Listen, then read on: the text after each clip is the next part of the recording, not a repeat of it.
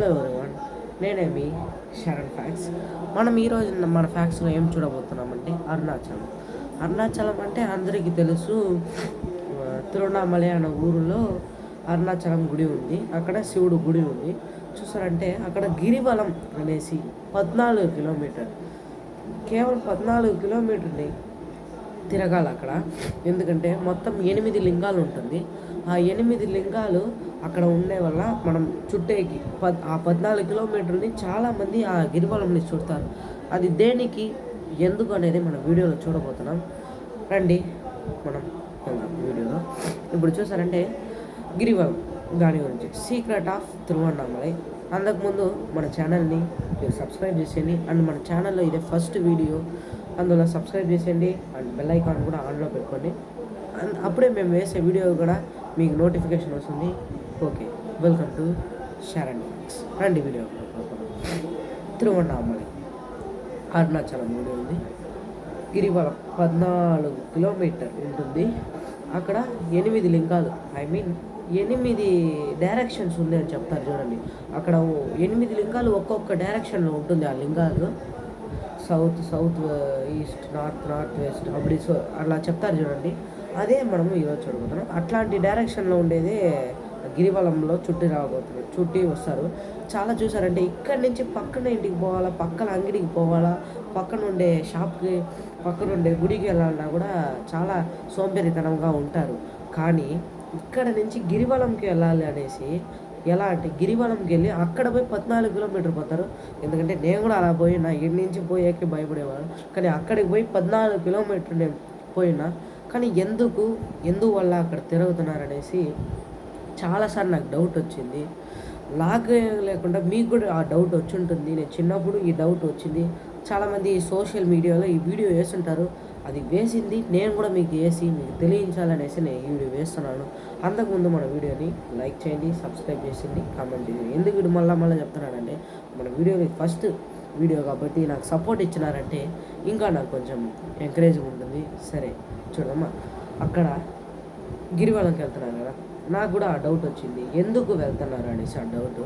పార్వతీదేవి ఉన్నారు కదా, ఇప్పుడు శివుడు వాళ్ళ వైఫ్ పార్వతీదేవి అమ్మవారు వచ్చి చూసారంటే శివుడిని ఇంప్రెస్ చేయడానికి కోసం ఏం చేస్తారంటే, నంచించడానికి కోసం ఏం చేస్తారంటే ఆ కొండని తిరిగి వస్తారు.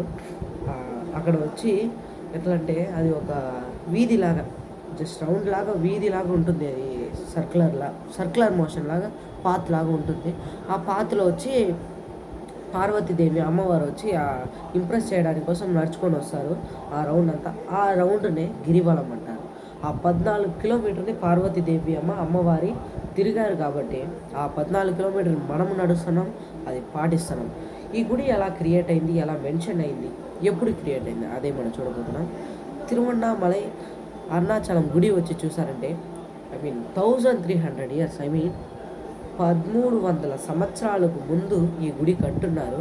కానీ మెన్షన్ ఎప్పుడు చేశారంటే 1000 ఇయర్స్ ఉంది. అంటే 300 ఇయర్స్ ఎవరికి తెలియలేదు, 1000 ఇయర్స్గానే ఇది అందరికీ తెలిసింది.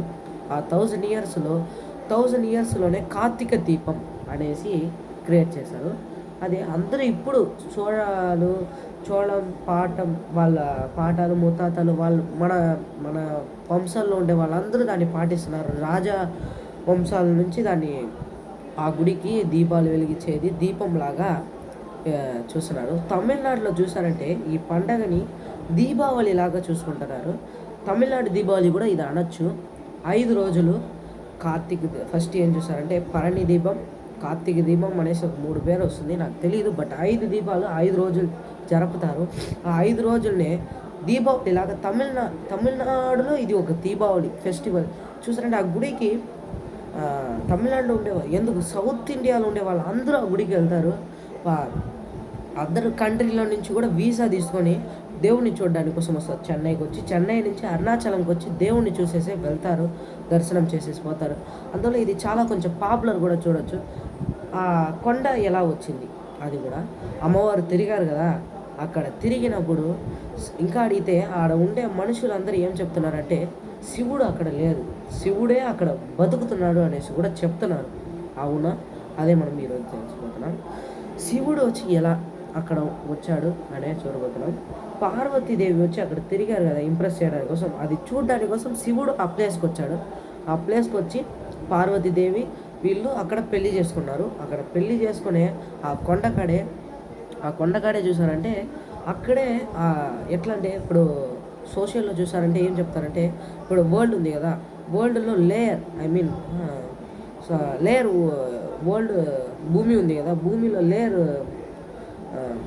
ఎలా చెప్పాలి, వరల్డ్లో లేయర్ క్రియేట్ అయింది చూడండి. ఇప్పుడు మనం నడుస్తున్నాం, మట్టి అవంతా ఉంది కదా, అది క్రియేట్ అయ్యేప్పుడే ఆ కొండ చూసారంటే చాలా ఇయర్స్ లోకం ఎప్పుడు క్రియేట్ అయిందో అప్పటి నుంచి ఈ కొండ వచ్చి ఉంది. అప్పటి నుంచే ఈ కొండ క్రియేట్ అయిందని చెప్తున్నారు. అది ఏమో తెలియలేదు, బట్ సైంటిఫికలీ అట్లా చెప్తున్నారు. అక్కడే ఆ కొండ ఉంది, శివుడు కూడా అక్కడే బతుకుతున్నాడు అని కూడా చెప్తున్నారు.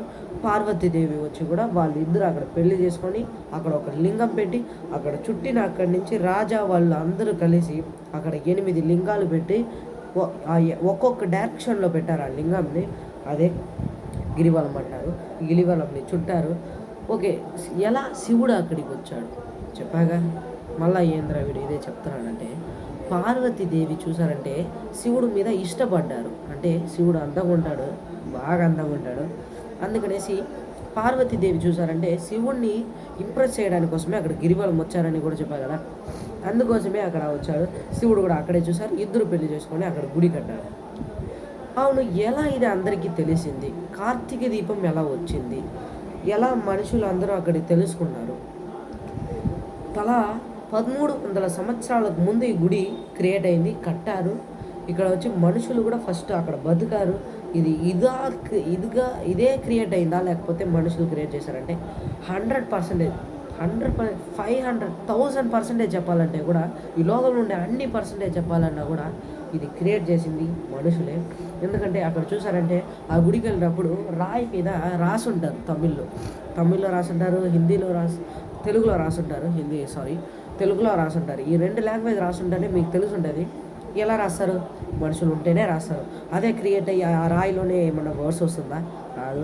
అందువల్ల చెప్తున్నా 100% కాదు, ఈ లోకంలో ఉండే అన్ని పర్సెంటేజ్ మనుషులే ఈ గుడిని క్రియేట్ చేశారు. రాజా వాళ్ళ వంశంలో నుంచి దీన్ని పాటిస్తూ ఉంటున్నారు, మనం కూడా పాటించాలి.